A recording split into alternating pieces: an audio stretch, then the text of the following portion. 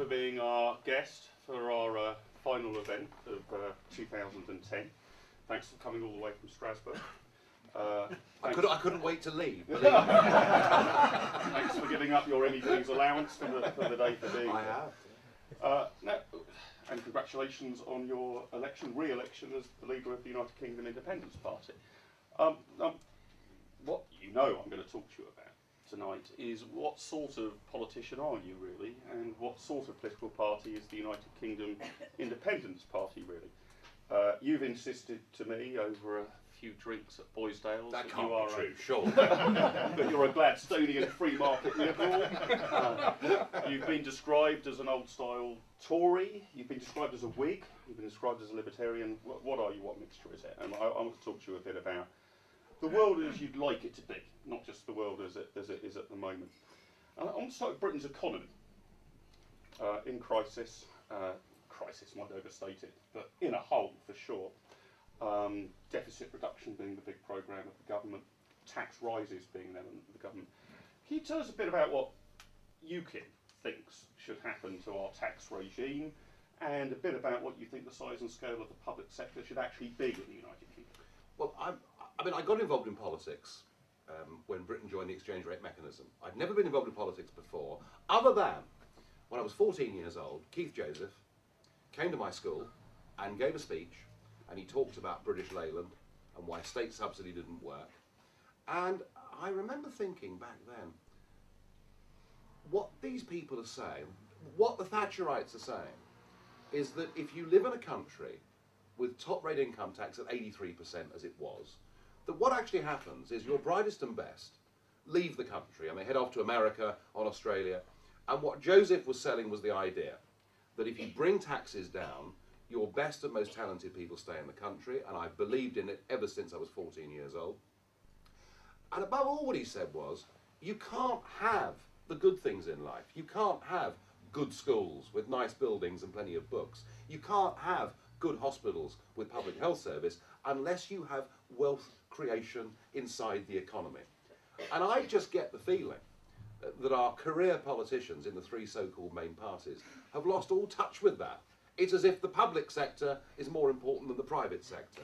Without a private sector, we can't have a public sector. And so I really feel that what we've done, what the Labour government did, but of course supported by the Tories, who support almost everything the Labour government did, is that we are putting up taxes. We are seeing a new regulatory environment, and I'm referring specifically to financial services, which is, and perhaps some of you today saw the figures, that the City of London last year paid £53 billion in tax to this country. I mean, without it, we would be in one hell of a mess. So I really believe that taxes should be as low as they possibly can be. I think we need a mass simplification of the whole tax system. And amazing, isn't it? Under Gordon Brown, the tax code has gone up from 5,000 pages to 10,000 pages. Now, tax accountants amongst you won't like this very much because you've done jolly well out of it. Well, bad luck. Why don't we go for the simple flat tax system? What possibly could be fairer than whether we earn a relatively small amount of money or a huge amount of money, that we all contribute the same amount? Which would be 31%. 31% was what we put in our last manifesto. But that wasn't just tax, that was rolling national insurance into tax to try and pretend that national insurance is different to income tax is a complete nonsense in my view.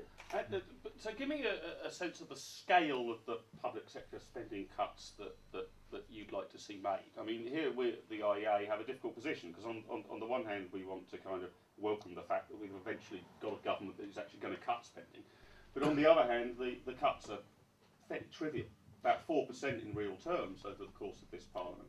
What do you sort of see, broad brush terms, nobody's going to hold you to this figure, as what sort of size should the public sector be as a proportion of GDP? Roundabout terms, about 50%. Well, I mean, surely the first thing to say is, isn't it rather a myth to say that we're going through a period of spending cuts? Actually, if you look at the sums of money being spent by government this year, and every year out to 2014, which is the Osborne current proposal, the sums of money actually increase every single year. Nominal. Well, you can argue nominal or not, but the actual sums of money that the government needs to raise, either through taxes or through the issuance of gilts, The amount of money we're spending is actually going to go up between now and 2014. So I think that the idea that the press have got, the sort of hysterical wings of the press, that there are some massive slashes going on in public spending isn't true. And actually, the reductions against proposed spending and against inflation, which is what you were talking about, are still not enough for us to even begin to cut the national debt. So rev up the chainsaw for me. Well, how much?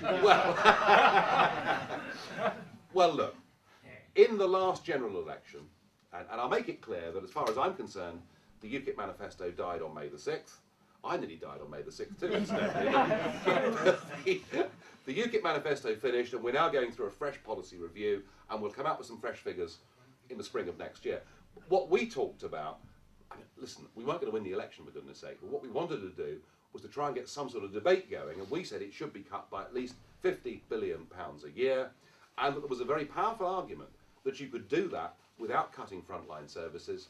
If you take the 8 million people that are working in the public sector, and if we look directly at, let's say, health, the armed services, you know, the fire brigade and all the rest of it, of those 8 million people employed, only 2 million are actually engaged on the front line. And that what's happened to our public services is this terrible disease of bureaucracy and middle management has swept through the country. We believe that at 50% across the whole of the UK, but let's not forget that in places like Wales, Scotland, the northeast of England, it's way more than 50% of the economy that is in fact controlled by the state and is not private sector.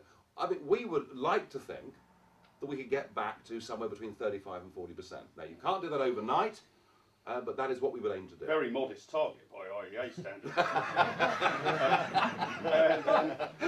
and let me express some of my scepticism about this, because even politicians of your broad free market bent, speaking in these terms, seem to be in favour of reduction in public sector spending in general, but increasingly hard to nail them to any specific public sector spending programme that they're going to actually act. Because they're frightened, because they think if they make these arguments, anybody that is in receipt of state funds or working for the state won't vote for them. Great. That's what it's all about. So tell me about UKIP's plan at the last election to bring back student grants. You're with Aaron Porter, not with Nick Clegg on this issue. Yeah, well, I think. Listen, our basic philosophy, as far as further education is concerned, is this. You know, when I left school, 12% of people went to university. It is now 43%, and there seems to be this figure of 50% that everybody agrees with. Everybody thinks that 50% should go to university. It is because we've gone from 12% to 43% in just 25 years that we're now having to start charging people. But you pay for the 12% of people to go. They wouldn't pick up the argument that we've made is we are sending too many people to university. Let's send fewer people to university. And subsidise them more. Well, let me finish. let's send fewer people to university, and let's stop as a country looking down our noses at people who are far better suited to going on at the age of 16 or 17 or whatever it may be to doing vocational training. Yeah. There is absolutely nothing wrong in somebody of that age going to become a plumber or a plasterer or anything else. It's funny, I mean, in Germany, parents are perfectly happy whether they have an academic child or a non-academic child, and one that goes on and becomes a plumber is considered fine. So we would say, get it back to a lower level, and if we did that, we wouldn't need to charge. Defence spending up 40%? Wow. Who are you going to point these missiles? Well, well, the whole point about defence, of course, is of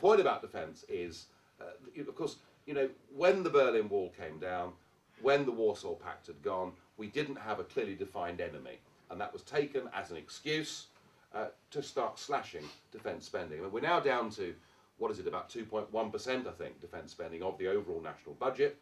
Our argument on defence is that you can never foresee what on earth's going to happen in the world over the course of the next few years. And it's rather like, you know, do you pay the insurance on your house every year? Our argument is that we should pay the insurance on the house. We really have slashed and burned our defences. And to see that photograph in today's newspapers of those 16 Harrier jets flying yesterday, and to know that between now and 2020, we won't have those jets. I mean, it's a completely open invitation, isn't it, to Argentina and people like that. We think that's crazy. And so, look, you know, we're a party that wants to reduce spending, but we want to increase defence spending. We want to increase it, and we want to increase it in the right areas too. Okay, National Health Service, free at the point of use, cradle to grave? Well, look, in the last election manifesto, the decision taken by UKIP as a party was that we wouldn't challenge in any way the existing National Health Service. Very Cameroon. And, well, I wasn't leader at the time, remember.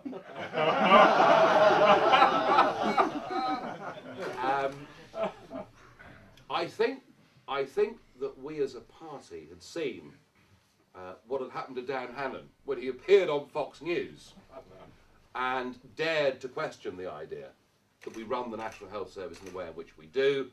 I think that the people drafting that policy for UKIP took fright and said, look, we've got, you know, there are lots of battles for us to fight, let's not fight this one. But I would say this to you, that we've just launched a policy review group in UKIP. There are 3 people headed up by Lord Monckton, who's certainly a radical thinker when it comes to all of these things.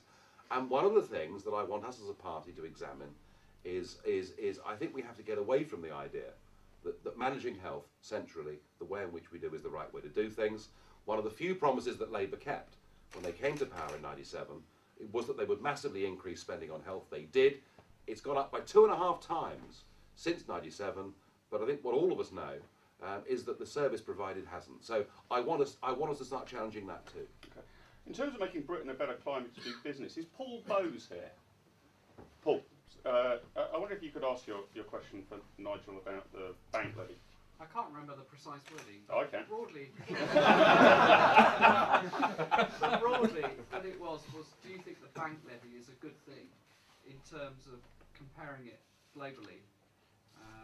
And the fact that the market economy globally is so competitive, introducing a bank levy seems crazy to me, but I don't know what you think. We are literally shooting ourselves in the foot. We are ourselves willingly damaging Britain's biggest and most important industry. As I've already said, the fact that the City of London pays £53 billion a year in tax, you know, tells me all that I need to know. But there's a bigger worry. There's a bigger worry as far as the city is concerned than what a government may decide to do with a bank levy or not, and it's this: that if we have this meeting in a year's time, or 2 years' time, there really won't be much point in discussing taxes and regulations on the City of London.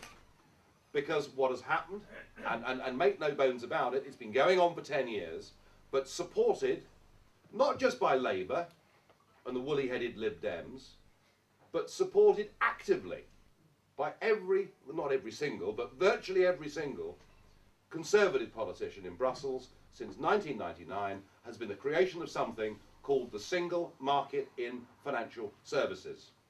Theresa Villiers was in fact the rapporteur for this back in '99, and I remember arguing with Conservatives back then, look, you know, the city, Europe is a little backyard. The reason the city is successful is because it innovates, it's competitive, and it recognises that it's a global economy that we're living in. And what has happened, and Cameron has now signed off on this, what has happened is we have handed over, lock, stock and barrel, 100% of the control and management of Britain's single biggest industry to 3 new financial operators, regulators, based in Europe, and I think that is a total disaster.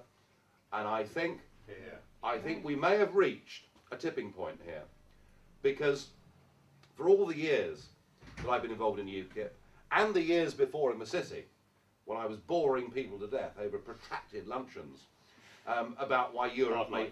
Well, someone had to do it, you know. You know, and I've always been arguing, we must be in control of these levers. You know, if we're not, we won't be able to be competitive. We simply won't be able to keep up. I think up until this point with the city, all of my friends in the city have said, look, Nigel, that's fine, but, you know, far better we stay part of this union than not. And now what I'm hearing from city friends you know, whether they're currency traders, whether they're hedge fund managers, the few that are still left, is them all saying the same thing. We've got to get out of this European Union. We've got to take back control over financial services and start recognising that our future is global. Nigel, that leads me into the next topic, Britain outside of the European Union. Let's play some fantasy politics for you. You've been successfully elected Prime Minister with an enormous majority. Britain leaves the European Union. It's a very smooth exit process. I want to know and ask you a few questions about what you're going to do on the second day of your premiership after this has happened. Well, wake up with a headache.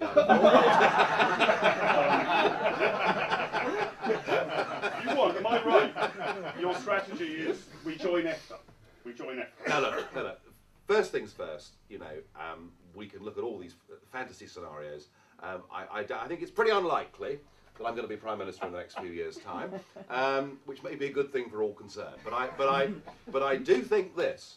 I think that UKIP has shown itself in European elections. It's shown itself to be a party that has real potential. I think that it now, and we've got to get a lot right within the party, and we've got to raise the money and all the rest of it, but I think now we're a party that actually has some real potential and bite in national politics, even under a first-past-the-post system. Right, so what and the relationship do you want to see? Hang on. The most likely scenario by which we do leave the European Union is that UKIP becomes such a political threat that we have a national referendum and we're free from I'm giving you one. right? There's a no vote or a yes vote, or whatever the referendum's on. Yep. We've left. We're out. Well, what we do on day two. And what relationship do you see for the United Kingdom with the rest of Europe and the world after that? Well, look, if countries as small as Norway and Switzerland are able to negotiate deals, free trade deals with the European Union on terms that suit them and terms that are infinitely preferable to our current terms of membership, enable to have trade, this is what we're always told, enable to have trade, we have to be part of it. So, you know, I mean, look, let's negotiate a free trade deal. If we choose the best route to do that is through EFTA, fine. We may say we think the way the Swiss do it is rather better. The Swiss have 16 sectoral bilateral free trade agreements. I think it's a mistake. Lots of compliance with EU regulations de facto as a consequence. Well, look, you know, if we want to sell manufactured goods in North America, we have to comply with American standards. Similarly, if we want to sell goods to other parts of Europe, we have to comply with theirs. You know, this argument that Norway has to accept all the regulations without having any say in it, you know, that only applies to a very small part of Norway's economic life. She, after all, still has a 200-mile fishing zone where she hasn't got to share that out with the rest of the European Union, and she's able to make her own decisions in Parliament. If you want to do business with other parts of the world, you have to comply with their rules. But what I'm trying to get to is a kind of philosophical point, because I've accepted, we are hypothesising an unlikely scenario, frankly, with no disrespect to your good self. But I'm trying to work out philosophically, what role do you see for supranational institutions that may actually be able to bind or alter or change the behaviours of independent nation states? To again give you a hypothetical example, because I'm trying to tease out the philosophy. You've got a free trade agreement with France, right? It's signed it. The treaty, the free trade Sarkozy-Farage agreement is signed. Sarkozy gets out of bed on the wrong side one morning and decides, for no scientific reason whatsoever, he's going to ban British beef because it's going to kill French customers. That's it. We're blockading you at Calais. Your beef products are not coming in. Yeah. We're not going to let them go on sale.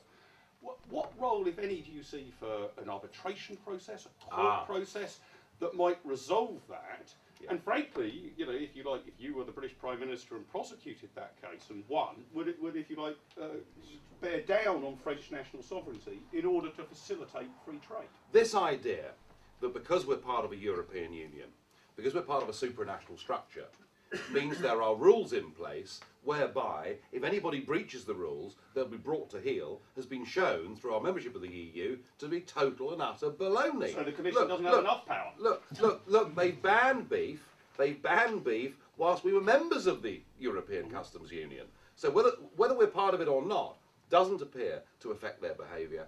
And I think that actually what's happening here is the whole concept of political union in Europe is dying.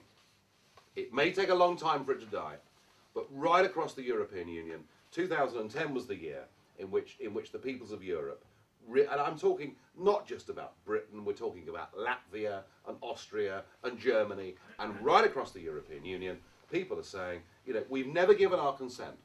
We've never given our consent for these people to have all this power. The idea that now they should suddenly take more power and more powers of compliance, and even these crazy ideas that are now circulating about a debt union and a fiscal union, I think this thing is dying. People don't want it. Is John Bailey in the room? Yeah, I'm here. John, you had a question on currencies. Yeah, it was in relation. Do you want me to read it, or? Yeah, if you would. In the last decade or so, China has deliberately been undervaluing the renminbi, this has meant that China has been running an enormous trade surplus with almost every country in the developed world. This has resulted in the destruction of large swathes of manufacturing industry in the West, and is a source of potential political instability, economic and political instability. Is it not time the UK and the other developed countries made it clear to China that either they revalue their currency, allowing for fair competition with the UK and the developed world, or shall we force or that we should then force an approximation to fair competition by imposing strong tariffs with China on their goods? That's my question. Well, governments can try and play games with currencies, and they can do all sorts of things. And you know, the Chinese have pursued low interest rates, and the Chinese have tried to dampen demand. And yes, you're right. The Chinese have done all they can to keep their currency as low as possible, and it's been to their advantage. But in the end, you know, in the end, whatever governments try to do with currencies, in the end, they'll always lose.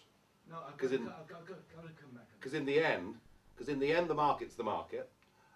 In the end, the market's the market. It always has been since the dawn of time, and it always will be. Governments, in the end, cannot control these I think things. John's question is, shouldn't we? And the second point, will you impose tariffs? And the second point, I'm coming to that. The second point is, should we impose tariffs? No.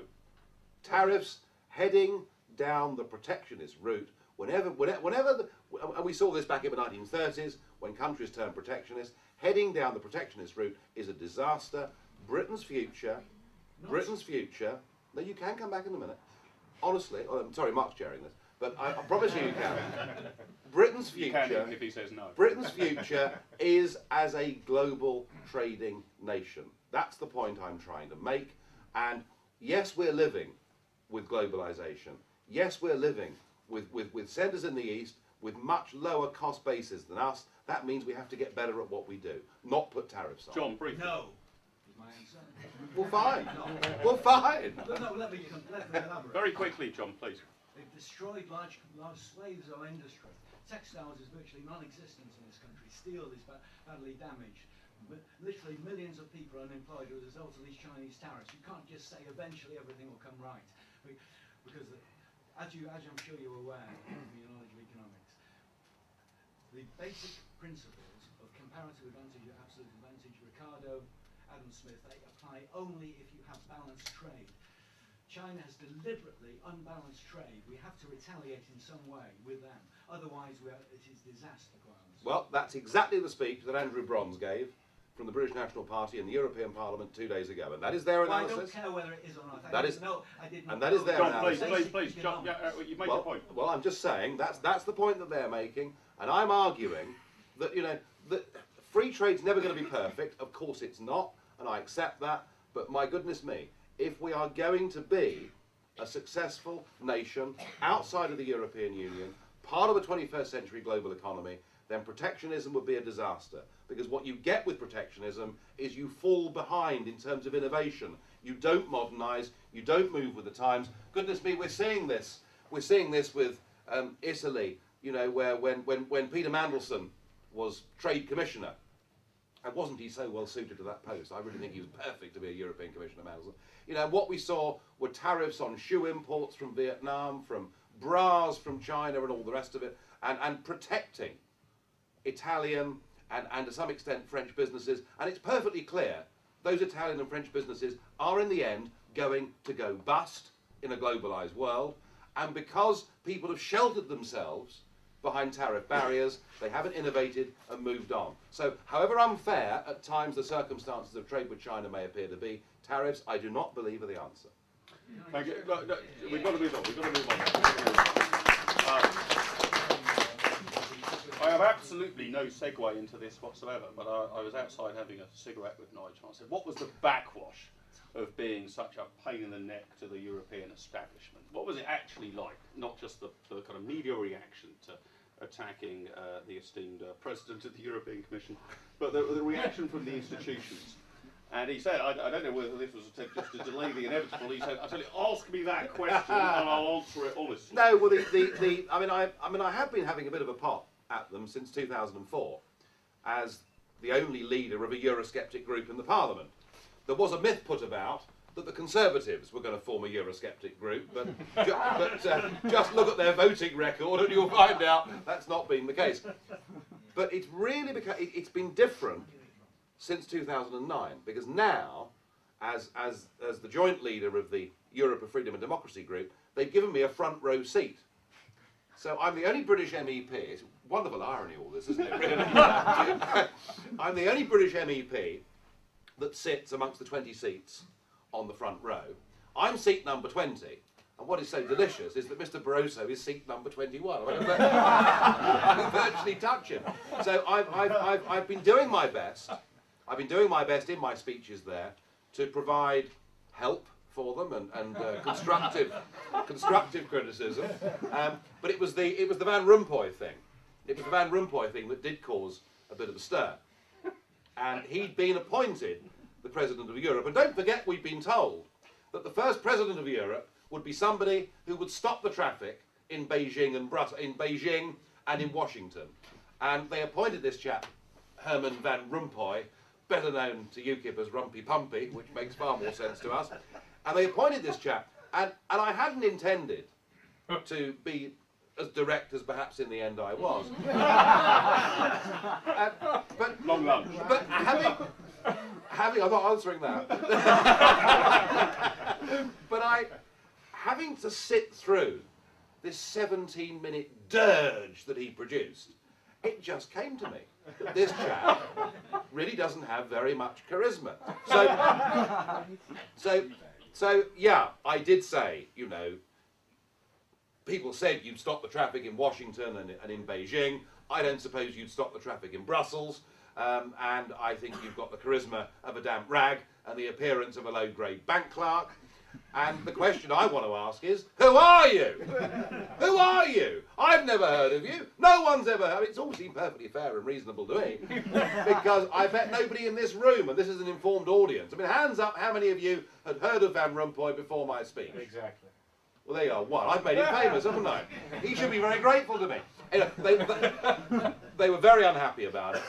I do accept that I was a little loud in delivery, and this is because there were 300 of them screaming at me in the Parliament, and because of that din, I got a bit louder.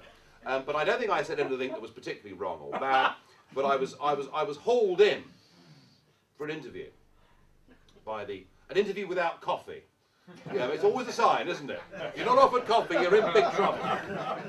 So I was hauled in by Jerzy Buzek, the former Polish Prime Minister, President of Parliament, and he looked at me gravely and said, Mr. Farage, I'm asking you to apologise. I want you to apologise to the European Parliament for your behaviour. I want you to apologise to Mr. Van Rompuy, and I want you to apologise to the people of Belgium. And I said, any advance? I mean, have you left anybody out? Do you know? And I said to him, now look, I mean, I do understand what you're saying, and I promise you I will issue a statement within the hour apologising to bank clerks the world over if I've caused offence.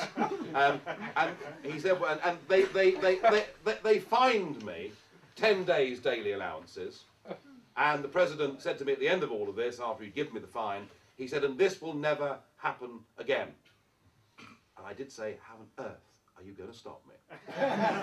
They haven't fined me since, but can I just make one last quick point? What really upset the Foreign Office, and aren't the Foreign Office wonderful? I mean, they've worked for the interests of foreigners for donkey's years now, haven't they? They're not really interested in Britain at all. But the Foreign Office were very, very upset because I'd called Belgium a non-nation. And this apparently was a ghastly thing to do. But for those that don't know, there was a general election on June the 16th in Belgium, and they still haven't managed to form a government, because in the Flemish part of Belgium, a Thatcherite party, of whom the IEA would thoroughly approve, were the majority party, and in the Walloon part of Belgium, a party akin to Bob Crow's politics became the biggest. So now it's not just language, it's politics as well, and it's goodbye to Belgium before very long. And of course the reason they don't like me saying that, if you think about it, is that Belgium is a microcosm of the whole European project, isn't it? It's the attempt to take different language speakers, different cultures, and to force them together into one country. It isn't going to work in Belgium, and it isn't going to work for the rest of the 27. I want to move on to matters at home, freedom at home, personal freedoms at home. You've been a campaigner against the nanny state, Yeah. really, in the United Kingdom. And I want to test how across the board that commitment is in a moment, but I think we've got a question from David Atherton, if he's here. Dave. Oh, indeed, yes. John Darley, the Health Commissioner, has decided to impose a European-wide indoor smoking ban. He also wants to ban vending machines, tobacco display bans, and introduce plain packaging. What do you think of that? And my supplementary question is, if you do believe in the free market, could you see a return to the Hamlet cigar adverts? And could you see Bernie Ecclestone saying, could we have some Formula One advertising Mr. Tobacco Man? One of the first debates I took part in when I was elected there back in '99 was the proposal, an EC directive, EU directive, to make health warnings on cigarette packets 60% of the total surface area of the packet. And I spoke in that debate, and I said I was perfectly happy to vote for this, perfectly happy for the health warning to be 60% of the cigarette packet, and for it to show people in terrible states of bodily mutilation through smoking, provided that every new Mercedes carried pictures on the side of it of people who have been killed in road crashes. And on that basis, I was perfectly happy to vote for it. Look, nobody is going to make the argument that smoking is good for you. It happens to be one of life's little pleasures that 12 million of us in Britain still enjoy, and I take the view that freedom and liberty is about being able to pursue what you want to do without that infringing or impinging upon other people. Yeah. And I think smokers themselves were damn stupid, really, because when we had the days of separate smoking areas where pubs had a saloon bar and perhaps a public bar out the back, that was the right solution. Smokers insisted on smoking everywhere. We caused great offence. Look, I want to repeal the smoking ban. I think it is certainly the most draconian piece of government legislation that I've seen passed in my lifetime. I think it is tragic that 52 pubs a week are closing. I think it's even sadder that Nick Hogan, the publican that went to prison over the smoking ban, closed his pub down yesterday. Closed his pub down yesterday. And I want to see a repeal of the smoking ban. And would you roll back anything else? Allow cigarettes to be advertised on television, for example? And frankly, you know, whether it's tobacco or whether it's Mars bars or whether it's you know, fizzy drinks or whether it's alcohol, or I mean, all of these things can do you enormous harm and damage. It depends how you use them. And I think the way that we've specifically gone for smoking as being the total evil, I suspect is a mistake. Well, let me move you on to, you are a smoker, you're also an alcohol user, so let me top up your glass. My dear chap. We could open that. Yeah, I mean, you'll be opposed to all this stuff on minimum pricing and banning happy hours and all of that sort of stuff, I presume. But worryingly, I think the coalition government is increasingly as addicted to as the previous government. Well, I can't tell the difference between these three political parties. You know, Labour, Lib Dem, Conservative, they look the same, they sound the same. You literally can't put, dare I say it, a cigarette paper between them when it comes to substantial policy differences. They all seem to believe, Cameron in particular, They seem to believe that it's the job of the state to protect people from themselves, and none of this stuff works, does it? I mean, we've got a massive epidemic of drug abuse in this country, and here we are saying that we can't sell cigarettes in vending machines. It doesn't work. We mentioned the cost of the National Health Service earlier, and you said that obviously all things are up for grab in the UKIP policy review. But isn't that, if you like, the root cause of the problem? I mean, if somebody drinks 16 pints on a Saturday night, every Saturday night has to go and have their stomach pumped, why should I, as the taxpayer, pick up the bit? Is this William Hague you're talking about? No, it could be. Yes. 14. But if 14, was it? Yeah. If you have a health service where the way it's set up, a socialised system, does not make you responsible for your own behaviour, then unfortunately it seems to me almost as night follows day, nannying things come in because, oh, we've got these drunkards on the street, they're having their stomach pumped, it's their fault for drinking too much, therefore we're going to control alcohol. Surely actually therefore we should make healthcare a matter of personal responsibility rather than a matter of us all paying collectively into a pot even for highly responsible people. There may be some truth in that, and the insurance route may be a way forward, for this. However, what really annoys me is when I hear people saying, oh, isn't it awful that tobacco diseases are costing the National Health Service £2 billion a year, without saying that tobacco taxes pay over £10 billion a year into the exchequer. So some of these arguments that are put forward are totally false arguments. And as far as the alcohol thing's concerned, yes, I mean, I do enjoy a drink, no bones about that. But joking aside, we have a huge problem with alcohol in this country and the young generation. It is a huge, massive problem. Every single market town in this country has now become a virtual no-go zone on a Friday and Saturday night after 10 o'clock. It is a massive problem. And your solution? But you see, I'm not convinced that government can actually very quickly solve these problems. And so, you know, when Tony Blair says take the yobbo to a cash point and make him get out, I mean, none of this stuff actually His own works. son. You know, yeah, Leicester Square, wasn't it? Yeah. That serves him right for posing on the steps of 10 Downing Street, doesn't it? I heard somebody from the audience raise the question, the subject area. Are you more or less libertarian than Bob Ainsworth on legalising drugs? Well, drugs are, the UKIP, again, my party's position on drugs is that they're evil and awful and that we have to continue to fight the war on drugs. That is the UKIP position on drugs. That isn't my position on drugs, I have to say. I think if you, well, we don't quite know the numbers, but if ever there was a case for a genuine royal commission into a subject, then I believe this is it.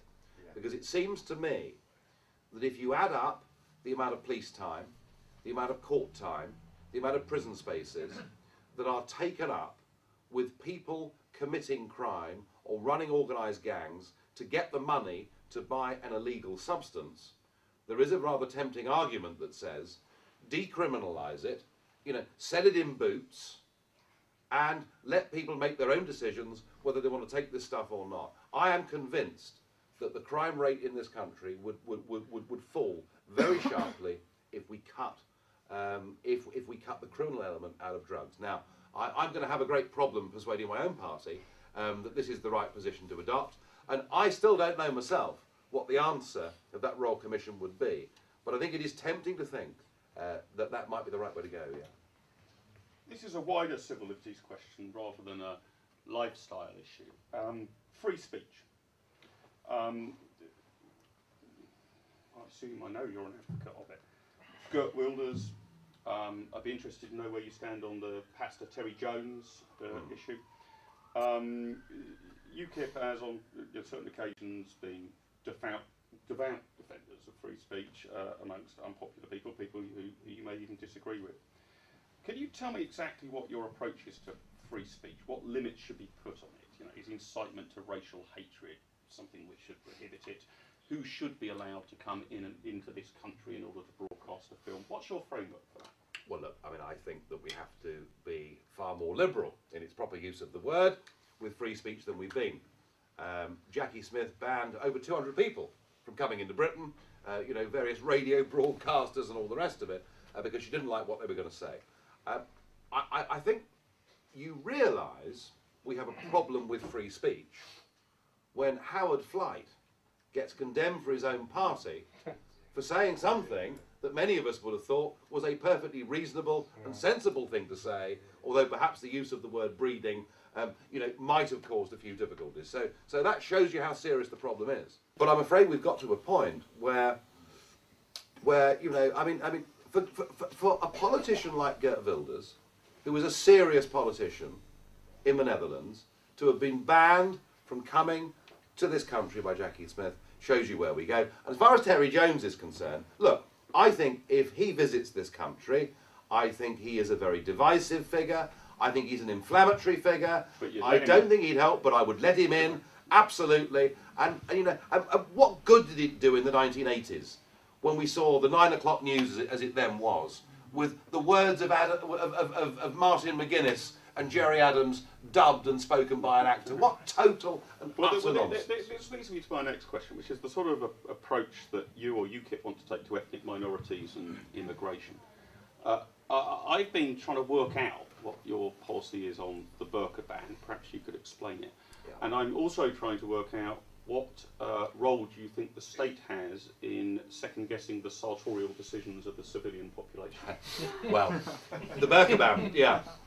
There were some different interpretations within UKIP on what the burqa ban meant. What it actually said in the manifesto was that we would not attempt to decide what people should wear, walking down Lewisham High Street. I mean, quite difficult, given that we've got these colder winters. I mean, don't tell Chris Hume that, for goodness sake, but...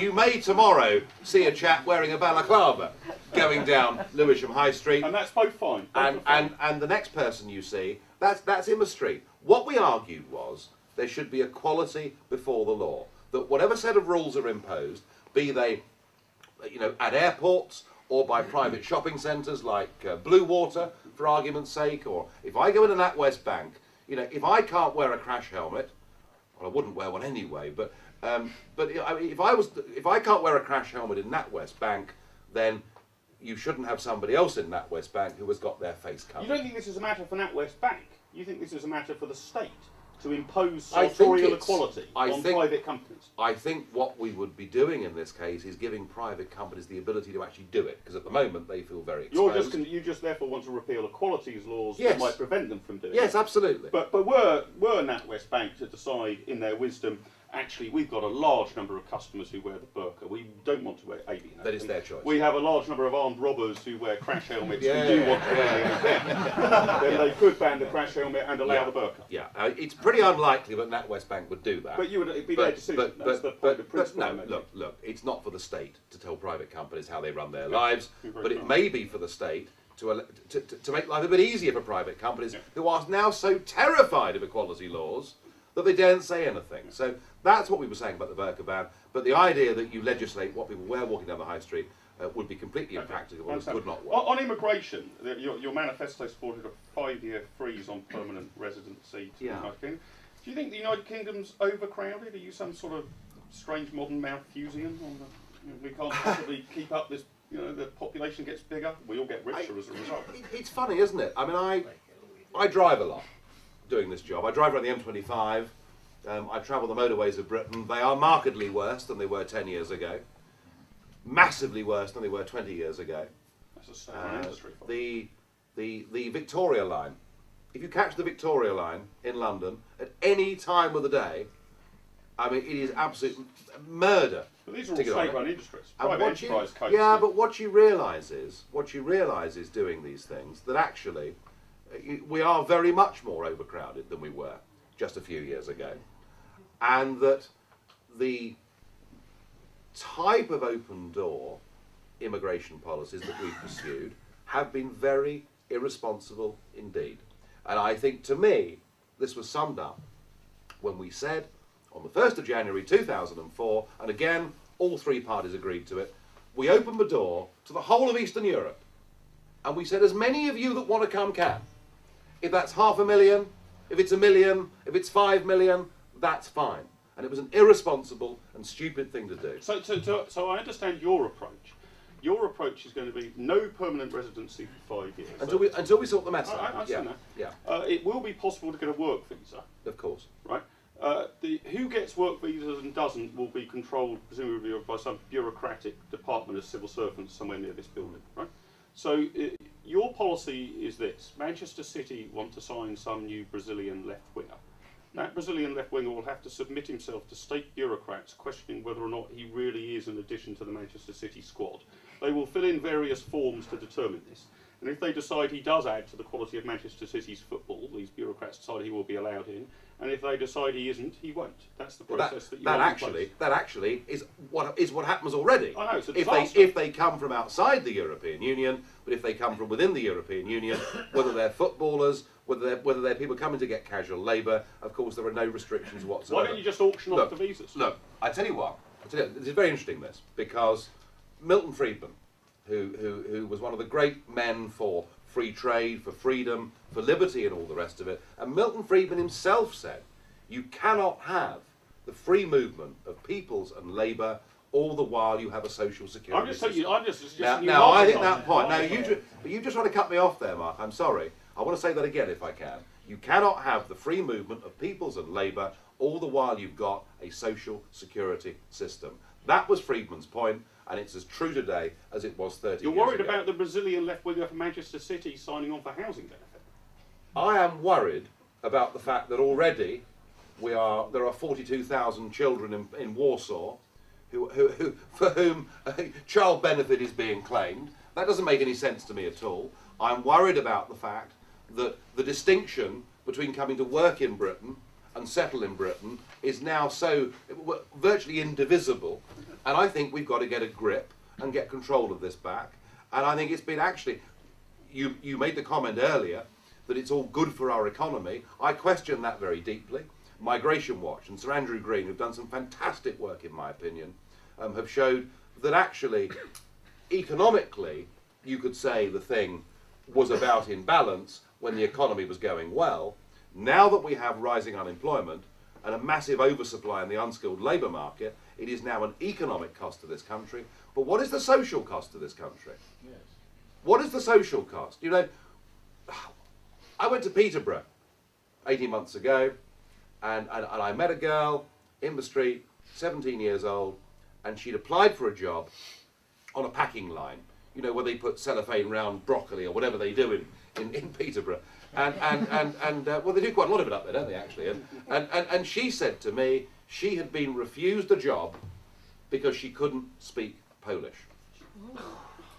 Because on a production line, of course, because you've got moving machinery and hydraulics, you speak to each other. You've got to speak to each other to make the thing work. Now, what does that lead to? That leads to divided communities. It leads to bad feeling, and we should pride ourselves on being the one European country that has dealt with immigration incredibly well since the Second World War. I'm asking you to follow the idea this is of making a mistake. marketising the visas, rather than having a bunch of bureaucrats ticking boxes around the corner. Flog them off for £250,000 a pop. Well, you could do that, and as you say, for the Man City footballer that might be fine, but it wouldn't be very pragmatic or practical, would it, for the chap coming in who's got specialist IT knowledge and perhaps would come here and earn £35,000 or £40,000 a year. I'm not sure we can do that. Of course, listen, if there is a free market solution to all of these things, fine. All I'm saying is we have this structure in place and we've wrecked it. We've wrecked it because now when Damien Green goes on, goes on television as the immigration minister, all he talks about is what we can do with non-EU workers or non-EU migrants, and that's a nonsense. Well, we've got an open door to hundreds. Well, I of promised million Nigel to send you Professor Gary Becker's lecture to the IEA, which is on precisely this point. Set your cap, but then sell off the work visas. Which is okay. Well, if I can learn from the IEA, I'll be very happy to do so. Just a word about a quick word about the future. One of the funniest comments, I don't know whether it's fair, was that UKIP members are the sort of people who don't believe in climate change because the ice hasn't melted in their gin and tonic.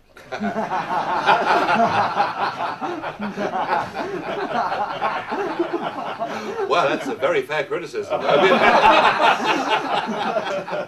You're actually pledged to set up, I think, a royal commission to find the truth about climate change. You don't honestly think that's going to work? Look, what we've been fed, but the IPCC, the Met Office and various other bodies is not science that is worthy of the name science.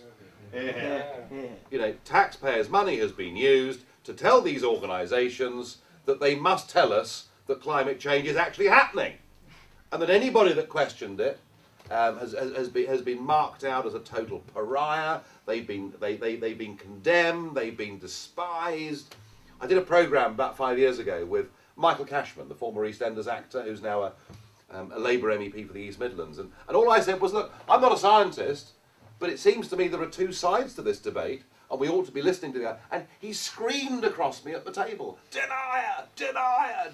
It was like the sort of denouncement of witchcraft. Going back to, I mean, quite extraordinary stuff going on there. Now, I think that, apart from Chris Hoon, who I think there isn't much hope really for him personally, but I think that I think the public are beginning to ask a few questions, and whether climate change is happening or not. What a ridiculous question! Climate change has always happened. Yeah. Since the beginning of time, we've had periods of where temperatures have risen and temperatures have fallen. Are CO2 emissions directly leading to changes in the temperature? I don't know. All I do know is when I was 8 and I watched Blue Peter, I was told on Blue Peter that because of man's pollution, we were about to enter an ice age. And that was the consensus view of scientists worldwide. So I'm not sure whether it's happening or not. I am pretty sceptical that CO2 emissions are changing our climate. I suspect that sunspot activity, volcanic activity, and all of these things have a great... But what I'm certain of is this. I'm absolutely certain that when I see Chris Hoon, I keep referring to him, I can't help it. But when I see Chris Hoon turning up at Thanet saying, isn't it wonderful that we've got this offshore wind farm, I'm absolutely certain that chucking 14% on every single person's electricity bill in this country to subsidise a wind farm project that simply cannot work for the very practical reason that the wind doesn't blow all the time, and that when you have peak demand in February with a big anticyclone sitting over northern Europe, not one of them works. I'm certain that what we're doing to combat climate change and to meet ludicrous EU targets is a massive, massive, expensive, costly error. Just before I ask you about your aspirations now, you're back in the chair as the leader of the UK Independence Party. I know. I just want to ask Jonathan Isserby, I think had a point about past and therefore potentially future UKIP strategy. Jonathan Isserby from Conservative Home. Yeah, no, I just want to ask you how coherent UKIP really is as a political party. And actually it works on two levels. I mean, on the political level, it's great as a kind of anti-EU pressure group, but politically, you know, you've been talking the language of free market classical liberalism tonight, but you've always proudly said you have lots of socialists within your ranks who are anti-EU. You know, how do you marry them all together? But organisationally as well, it struck me in the last election, you fought more seats than any minority party had ever done, but you didn't stand against the shadow foreign secretary and the shadow chancellor, which struck me as very odd when you were standing against other people that perhaps you shouldn't have been. And indeed, you stood, for example, in Stroud, where your leader, your predecessor, had said you specifically wouldn't stand. That struck me as an incredibly incoherent mess, really. How incoherent I is mean, UKIP? all political parties have the odd problem with coherence here and there. But look, there was a conscious decision taken at the last election. It may not have been that well executed, but there was a conscious decision taken that we would not stand against those few members of Parliament who actually had the courage to say, I'm prepared to stand up for my values, I don't care if I'm not promoted and given a ministerial salary, but I'm going to campaign for Britain to have a free trade relationship with the EU, but not to be part of the Union. And I've always taken the view that it would be completely crazy for us to stand against Douglas Carswell. You know, Douglas has done a wonderful job, I think, on this and many other issues by having the courage to stand up for his convictions and to say, I'll stay on an MP salary, I don't want a ministerial one. Equally, there are people out there on the left, like Austin Mitchell, who are prepared to defy the whips of, well, in Austin's case, of virtually everything, it seems to me. But you know, and so listen, there are 646 people who sit in that Parliament in Westminster. 10 of them have got the courage to stand up and say, let's put the interests of this country first. I would say, let's not stand against them, and let's treat the other 636 as absolute rotters and sell-out merchants and oppose all of them. Well, That's my view. What are you really hoping to achieve now you're back in the chair? What do you really think, say, by the end of this Parliament, by 2015, looking at the next general election, what will have you achieved what can you realistically achieve to bring about some of the objectives you've talked about this evening? My aim is to take this party, to give it a bit more discipline than it's had in the past, to make sure that our candidate selection procedures are more rigorous than they've been in the past. And I'm not Oliver Cromwell. I'm not a Puritan, but we have perhaps been a bit too lackadaisical about some of these things. I want to make it far more disciplined than it's been, far more coherent policy-wise than it's been, because one of our problems is, whilst we have other policies, we've almost got too many of them. There's 500 pages of policy on the UKIP website. We need to start, refining that and making it clearer. I want us to win the European elections of 2014. I want UKIP to emerge from that as the biggest party in the country.